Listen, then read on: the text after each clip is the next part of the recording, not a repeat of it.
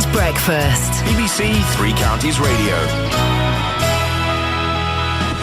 23 minutes to 9. We'll cross down to the All England Club in just a second, where our man Jamie's sitting there in the freezing cold under an umbrella. It's summertime. Two men from Luton have painted a message of peace on the side of a mountain in Iraq. What? Yeah, Ben Hodson and Ian Rowlands travelled to the country as part of their ongoing project, Iraq, A Changing Heart. The boys are back. We can talk to creative director Ben now. Hello, Ben. Hi, Ben. Hi there. How you doing? Yes, I'm David, you're Ben, but don't worry about it. Yeah, don't worry. I didn't even know which century we were in a few moments ago, so don't worry about it. So, this, of all the mad ideas, how did the idea for this come about? Oh, well, this is, like you say, probably one of the most maddest things we've done. But effectively, in 2009, we went to the country already, just mostly to help a charity. It's a charity called the Primitive Love Coalition. They're set up by Christians, help Muslims, saving kids through heart surgery, and they took them at the time to Israel. So these are Christians working Muslims with Jews. So we were incredibly impressed with them. So we went over to help the charity. As an artist, I met with other artists while I was there. One of the main artists was a guy called Ishmael Hayat, who was actually interviewed on your radio in 2009. We brought him over to the country with some touring exhibitions and toured around the UK. So it kicked off a relationship.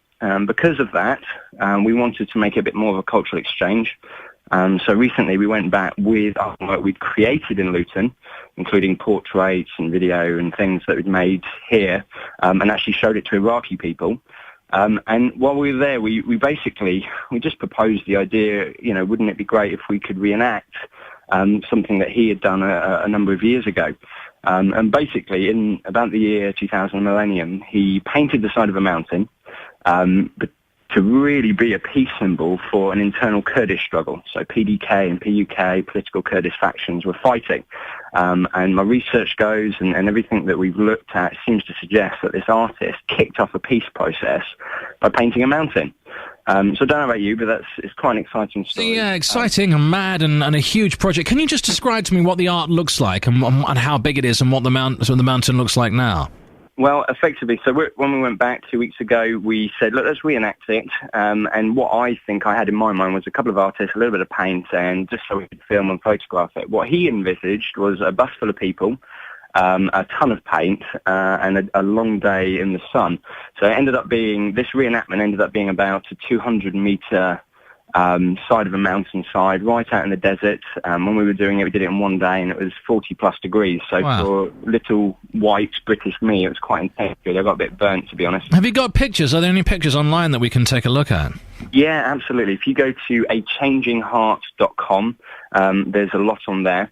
There's a couple of images we haven't released yet, but we're quite happy to do so very shortly. And one of the main things that seems to have caught people's interest here is on the side of the mountain I painted Peace for Luton. And the reason for it makes a lot of sense in my head, and I'm hoping that it comes across to other people to make sense. But a lot of the tensions we're facing locally in Luton to do with some of the extreme right-wing, some Muslims with very extreme views, some extreme left-wing, a lot of the tensions are based around some of those issues. A lot of that kicked off when the troops came back from Iraq. Yep.